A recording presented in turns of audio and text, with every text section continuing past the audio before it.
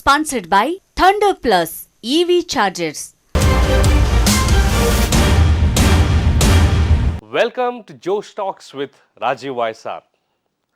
హెచ్ఎంటీవీతో కలిపి చేస్తున్నటువంటి ఈ ప్రోగ్రాం యొక్క ముఖ్య ఉద్దేశం ఏంటంటే, ఏదైనా దేశము ఆర్థికంగా కానీ వాటి యొక్క జీవన పరిణామాల్లో కానీ అభివృద్ధి చెందాలి అంటే కావలసింది ఒకటి విద్య, రెండోది ఉద్యోగం అయితే మూడోది ఉపాధి కల్పన. ఉపాధి కల్పన ఎట్లా జరుగుతుంది? ఎప్పుడైతే ప్రతి ఒక్కరూ కూడా ఒక ఆంటర్ప్రినర్ అవ్వగలిగితే ఉపాధి కల్పన దానంతలదే జరుగుతుంది. సాధారణంగా మన చిన్నప్పటి నుంచి కూడా స్కూల్స్లో కానీ కాలేజెస్లో కానీ మనకి ఏ విధంగా తర్ఫీదు ఇవ్వబడిందంటే, how we can be a very good professional or an employee. అందులో తప్పేం లేదు. అంటే మనం ఏ విధంగా ఒక మంచి ఉద్యోగస్తులుగా ఉండడము అనే దాని మీదే మనకు ఆ తర్ఫీదు ఇవ్వడం జరిగింది. కానీ మనము ఏదైనా ఒక ఐడియాను పట్టుకొని దానిని ఒక ప్రోడక్ట్గా కానీ సర్వీస్గా కానీ కన్వర్ట్ చేసి ఆ ఐడియా ద్వారా ఒక సంస్థను స్థాపించి మన ద్వారా 10 మందికి ఏ విధంగా ఒక జీవితాన్ని పంచగలగాలి అనేటువంటి కోణంలో మనకు ఇంతవరకు ఏది ఎవరు నేర్పి ఉండరు. ఎందుకంటే yes, that's how our system has been. అయితే ఈ విషయం మరి మేము హెచ్ఎంటీవీతో మనం మాట్లాడుతున్నప్పుడు మనకు అర్థమైన విషయం ఏంటంటే, ప్రతి ఒక్కరూ మన తెలుగు రాష్ట్రాల్లో ఉన్నటువంటి ప్రతి ఒక్కరూ కూడా చాలా entrepreneurial by spirit. We are all entrepreneurial. కానీ మనకి కావాల్సింది ఏంటంటే చిన్న గైడెన్స్. ఎలా చేయాలి, ఏం చేయాలి, ఎప్పుడు చేయాలి, ఎందుకు చేయాలి అనేటువంటి చిన్న గైడెన్స్ తీసుకున్నట్లయితే మనలో ప్రతి ఒక్కరు కూడా ఒక బెస్ట్ ఆంటర్ప్రినర్ అయ్యే అవకాశాలు ఉన్నాయి. అటువంటి సదుద్దేశంతోనే జోష్ టాక్స్ విత్ రాజీవ్ వైఎస్ఆర్ అనేటువంటి సిరీస్ని మొదలుపెట్టడం జరిగింది. మరి నా గురించి చెప్పాలనుకుంటే, నా పేరు Rajeev YSR. BTech MTech IIT Madras 2010లో కంప్లీట్ చేయడం జరిగింది. ఆ తర్వాత MBA from MIT Sloan school of management Boston. And work పరంగా చూసుకున్నట్లయితే TVS Motors, Bosch, Mahindra, Tata Motors, ETO Motors, Gati logistics, అంతేకాకుండా మరి గవర్నమెంట్ ఆఫ్ ఆంధ్రప్రదేశ్లో ఇన్వెస్ట్మెంట్స్ ప్రమోషన్స్ అనేటువంటి విభాగానికి అధిపతిగా కూడా ఒక 1.5 year చేయడం జరిగింది. దానికి సంబంధించి ఎలక్ట్రిక్ వెహికల్స్లో పాలసీస్ తయారు చేయడం జరిగింది. ఇప్పటికీ కూడా మరి తెలుగు గవర్నమెంట్స్తో పాటు అలానే మరి ఢిల్లీలో ఉన్నటువంటి సెంట్రల్ గవర్నమెంట్తో కూడా పాలసీ అడ్వకేసీ చేస్తుండడం జరిగింది. అంతేకాకుండా ఈవీ మాస్టర్ క్లాస్ అని, సిఎక్స్ఓ క్లబ్ అని, ఇప్పుడు మరి థండర్ ప్లస్ అనే కంపెనీకి సీఈఓగా ఉన్నాను. ఇది వృత్తిపరంగా నా యొక్క ఎంగేజ్మెంట్స్ అయితే.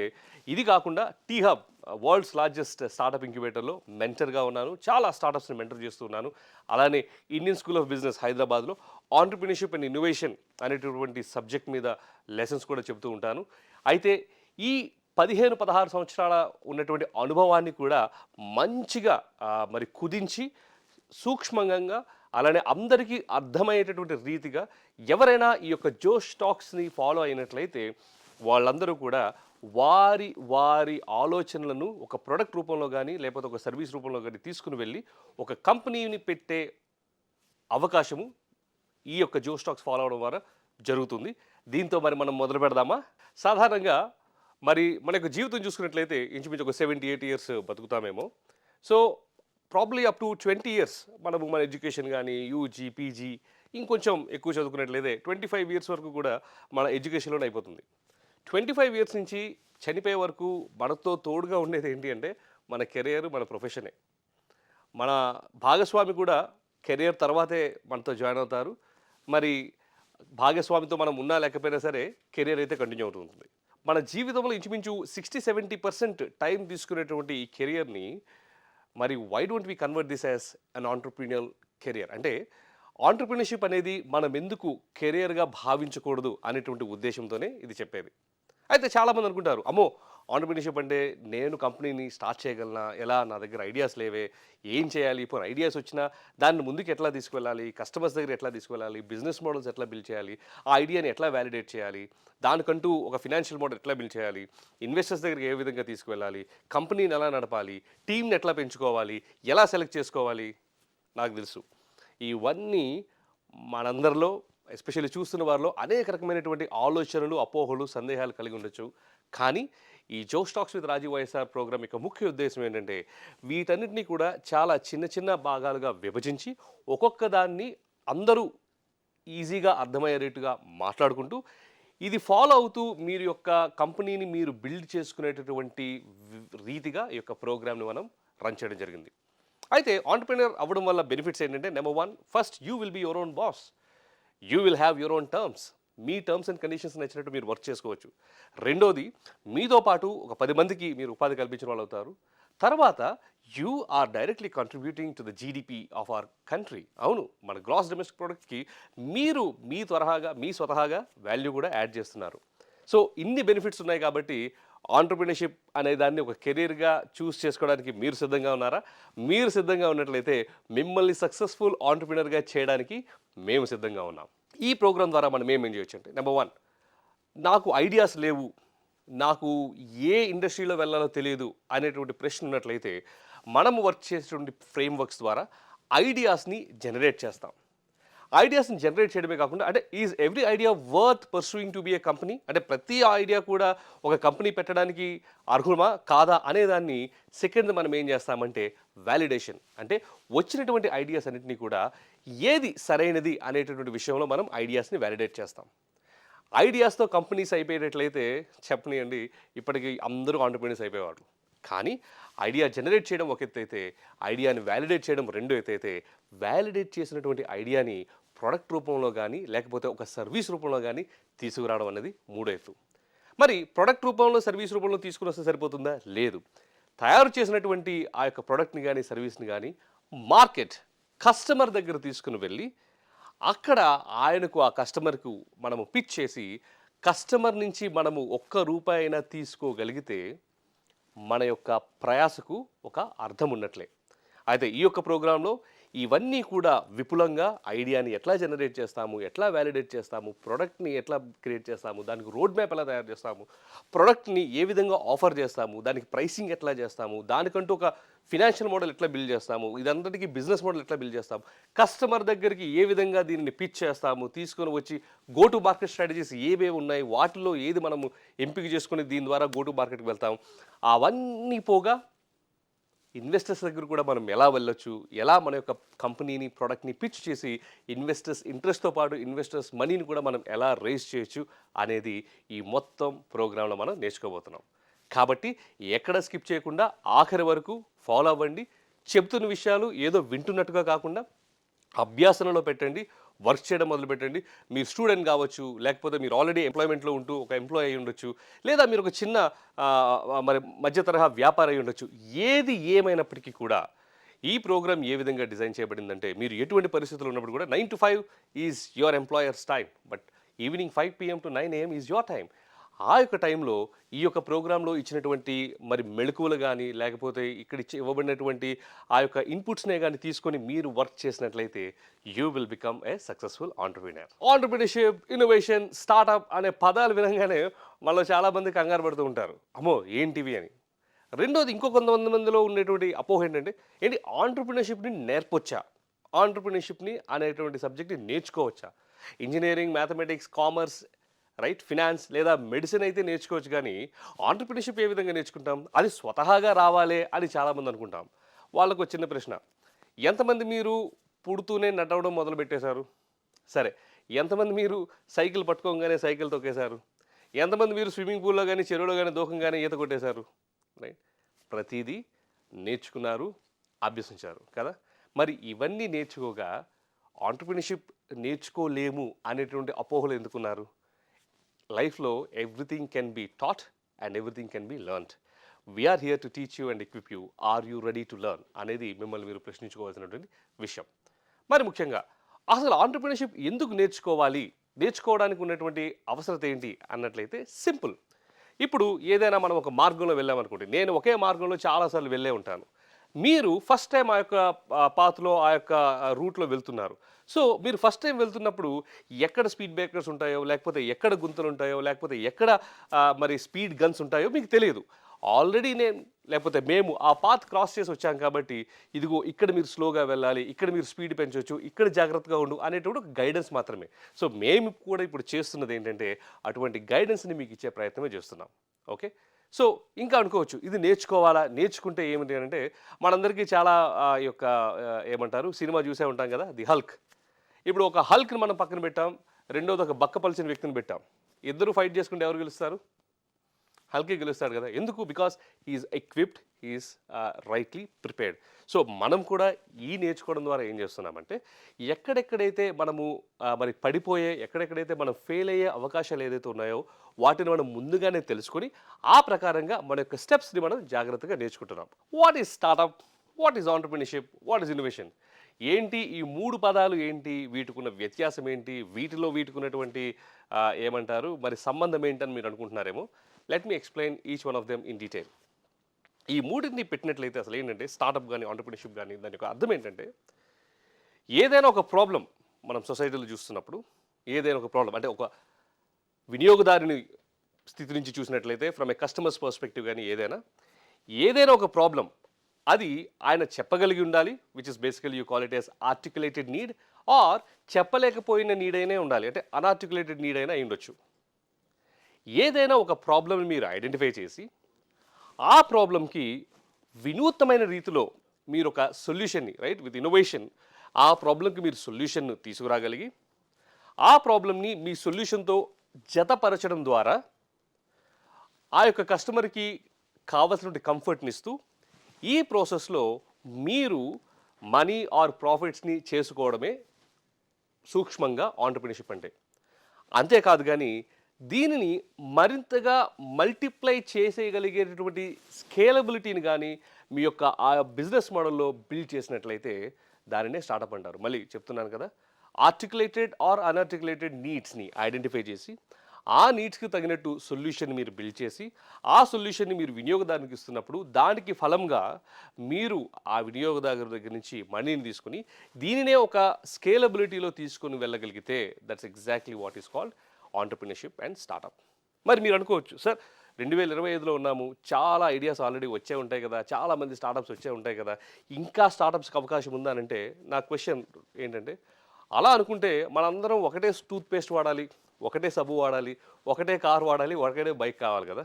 కానీ right now we are talking about multiple varieties. అంటే దాని అర్థం ఏంటంటే యాజ్ లాంగ్ యాజ్ మనము ఏదైనా వాల్యూ కస్టమర్కి యాడ్ చేయగలిగితే డెఫినెట్లీ కస్టమర్ దానిని ఆదరించేటువంటి పరిస్థితి ఇప్పుడు ఉంది. రెండవది ఏంటంటే మరి అందరూ చేస్తున్నదే నేను చేస్తుంటాను, దానివల్ల నేను ఏమైనా సక్సెస్ అవుతానని అనుకుంటే అక్కడ కూడా చాలా జాగ్రత్తగా ఆలోచించాలి. There is something called innovation. Innovation అంటే ఏంటంటే మన ప్రొడక్ట్ ఆఫరింగ్లో కానీ, లేకపోతే మన సర్వీస్ ఆఫరింగ్లో కానీ, మన బిజినెస్ మోడల్లో కానీ, మన ఫీచర్స్లో కానీ ఒక కొత్త తరాన్ని మనం తీసుకొని వచ్చి దాని ద్వారా కస్టమర్కి ఉన్నటువంటి ఎక్స్పీరియన్స్ని కానీ డిలైట్ని కానీ మనం పెంచగలిగితే దానినే ఇన్నోవేషన్ అంటాం. Innovation is the one that differentiates you between your competitor. ఇంకొకటి నగ్న సత్యం చెప్తాను, అదేంటంటే మీరు చెప్పినట్టే 2025 సంవత్సరంలో ఉన్నాం కదా, ఇంతవరకు టచ్ చేయలేనటువంటి ఐడియా అంటూ ఏం లేదు. ప్రతి ఐడియా ప్రతి ఒక్కరూ ఎప్పుడో ఒకప్పుడు టచ్ చేసిన వాళ్ళే. మరి ఏంటి ఇందులో ఉన్న మనకు అవకాశం ఏంటంటే ఇన్నోవేషన్ అనేది ఏదైతే ఉందో దానికి అంతనేది లేదు. ఒకే ఐడియాని తీసుకొని చాలా చాలా రకాలుగా చేయొచ్చు. ఫర్ ఎగ్జాంపుల్, మనము చిన్నతనంలో ట్యాక్సీ బుక్ చేసుకోవాలనుకుంటే ఏం చేసేవాళ్ళం? దగ్గరలో ఉన్నటువంటి ట్రావెల్స్ దగ్గరికి మనం వెళ్ళి వాళ్ళతో మాట్లాడి ట్యాక్సీని సెలెక్ట్ చేసుకొని అడ్వాన్స్ పే చేసి డ్రైవర్ని పిలిచి డ్రైవర్కి బేటా ఇచ్చుకుంటూ మనతో పాటు తీసుకుని వెళ్ళి వచ్చేది. ఇప్పుడు you have a taxi at the tip of your finger. కరెక్టే కదా? రెండోది, ఒకప్పుడు మనం హోటల్స్కి ఎలా వెళ్ళేవాళ్ళం? నడుస్తూ వెళ్ళేవాళ్ళం, ఏది హోటల్ బాగుంటే ఆ హోటల్లో వెళ్ళాం. ఇప్పుడు హోటల్కి వెళ్ళే ముందు దాని రేటింగ్స్ ఏంటి, దాని యొక్క ఇమేజెస్ ఏంటి, దాని మెనూ ఏంటి, ఒకవేళ వెళ్ళడానికి ఇంట్రెస్ట్ లేకపోతే again at the tip of a button you get that food at home. అంతేకాకుండా ఒకప్పుడు సాధారణంగా ఇల్లులు ఎట్లా రెంట్కి వెతికేవాళ్ళం? వీధుల్లో వెళ్ళేవాళ్ళం, అద్దెకి ఇవ్వబడను అనేటి రాయబడి ఉంటే వెళ్ళి మాట్లాడి ఇంటికి వెళ్ళాం, లేదా ఇల్లు కొనడం కూడా అట్లనే చేసేవాళ్ళం. ఇప్పుడు this is all happening at the click of a button. ఇవన్నీ ఏంటంటే ఇవి కాదు ఇన్నోవేషన్స్. అంతెందుకండి, మన కోవిడ్ సమయంలో డాక్టర్ దగ్గరికి మనం నేరుగా వెళ్ళలేని పరిస్థితి. అప్పుడు there are many companies which facilitated the virtual consultation. అంటే దీన్ని బట్టి నేనేం చెప్తున్నానంటే ప్రతి ఆలోచన మంచిదే, ప్రతి ఆలోచనను కూడా మనం ఇన్నోవేషన్ని జతపరిచినట్లయితే దాది కస్టమర్కి డిలైట్ తీసుకొస్తుంది.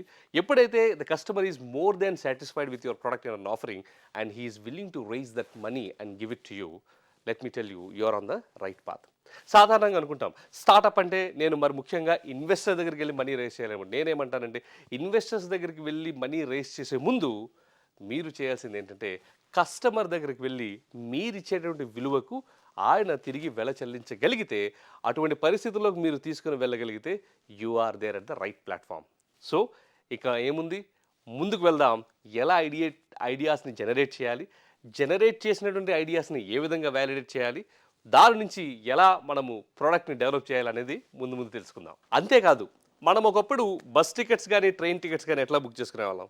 రైల్వే స్టేషన్కి వెళ్ళి ఫామ్ ఫిల్ చేసి అక్కడ రిజర్వేషన్ చేసుకునేవాళ్ళం. ఇప్పుడు ఎంతమంది రైల్వే స్టేషన్కి వెళ్తున్నాం? పోనీ అదే అనుకున్నట్లయితే ఇంకా మూవీస్, ఎంతమంది థియేటర్కి వెళ్ళి టికెట్ తీసుకుంటున్నాం? ముందే తీసుకుంటున్నాం కదా. అంటే మీరు అనుకోవచ్చు, ఓకే ఇదంతా డిజిటలైజేషన్ అయింది, దానివల్ల అయిందంటే కోర్స్ డిజిటలైజేషన్ అవుతున్నప్పుడు దాని ప్రకారము ఎవరైతే సొల్యూషన్ని రైట్గా తీసుకుంటారో వాళ్ళు సక్సెస్ అవుతారు. ఫర్ ఎగ్జాంపుల్, మనందరికీ తెలిసినటువంటి విషయం ఏంటంటే ఇండియాలో ఉన్నటువంటి డిజిటల్ పెనిట్రేషన్ ఎక్కడా కూడా ప్రపంచంలో ఎక్కడా కూడా లేదు. ఈ రోజుల్లో చూసినట్లయితే ఎవరు కూడా క్యాష్ అనేది వాళ్ళ చేతుల్లో తీసుకెళ్ళట్లేదు. ఎందుకంటే your mobile has become your bank. ఇదంతా ఎందుకు నేను చెబుతున్నానంటే, కాలానికి టెక్నాలజీకి అనుగుణంగా ఇన్నోవేషన్లో లేనట్లయితే ఎటువంటి పెద్ద కంపెనీ అయినా, ఎటువంటి ఐడియా అయినా సరే అది ఫెయిల్ అవ్వడం తథ్యం. దానికి ఉదాహరణకే మీకు కొన్ని ఎగ్జాంపుల్స్ చెప్తాను. మన చిన్నతనంలో కానీ లేదా మన ప్రీవియస్ జనరేషన్లో కానీ one of the most sought after profession ఏదైనా ఉంది అని అంటే ఎంట్రీ లెవెల్లో, that's called the profession of stenography, అంటే టైప్ రైటర్స్. ఇప్పుడు ఎంతమంది మనం టైప్ రైటర్స్ చూస్తున్నాం? ఓకేనా. అంతేకాకుండా మనం ఒకప్పుడు మెసేజెస్ ఒకరికొకరు పంపించుకోవాలనుకుంటే we used a product called pager. ఇప్పుడు ఎంతమంది మనం పేజర్ చూస్తున్నాం? సరే, లేదా కెమెరాస్ చక్కగా కొనుక్కునే వాళ్ళం, రీల్ పెట్టుకునే వాళ్ళం, వాడేవాళ్ళం. నిజంగా ఇప్పుడు కొడాక్ లాంటి కెమెరాస్ ఏమైనా మనం పెట్టుకుంటున్నామా? వాక్మెన్స్ కూడా మనం కొనుక్కునే వాళ్ళం కదా ట్రావెల్ అది చేస్తున్నప్పుడు. ఏమైంది? వీళ్ళందరూ కూడా కాలానుగుణంగా వాళ్ళ యొక్క ప్రొడక్ట్స్ని ఇన్నోవేట్ చెయ్యని మూలాన ప్రొడక్ట్సే కంపెనీసే మూతపడడం జరిగింది. మనందరికీ నచ్చినటువంటి కంపెనీ ఏంటంటే నోకియా, కనెక్టింగ్ పీపుల్, రైట్? చిన్నప్పుడు అందరం కూడా దాంట్లో snake and I would say games అవన్నీ ఆడుకుంటూ పెరిగాం. కానీ because Nokia could not catch up with innovation, ఆ యొక్క జావా బేస్డ్ ఆపరేటింగ్ సిస్టమ్ నుంచి అందరూ ఆండ్రాయిడ్ బేస్డ్ ఆపరేటింగ్ సిస్టంలో వెళ్తున్నప్పుడు నోకియా, నాకు ఆల్రెడీ ఎనఫ్ మార్కెట్ షేర్ ఉంది కదా, నేను ఎందుకు వెళ్తాను అనేటువంటి క్వశ్చన్ ఉండడం వల్ల ఇప్పుడు ఏమైంది? Nokia is nowhere. ఎందుకు ఇది చెప్తున్నానంటే, సేమ్ ప్రోడక్ట్ కావచ్చు, సేమ్ సర్వీస్ కావచ్చు, సేమ్ ఆఫరింగ్ కావచ్చు, మీరు కాలానుగుణంగా మీ యొక్క ప్రోడక్ట్లో, మీ యొక్క సర్వీసెస్లో, మీ యొక్క ఆఫరింగ్స్లో ఇన్నోవేషన్ తీసుకురాకుండా ఉన్నట్లయితే యూ విల్ బికమ్ ఆబ్సొలీట్. ఇవన్నీ కొన్ని ఉదాహరణలే.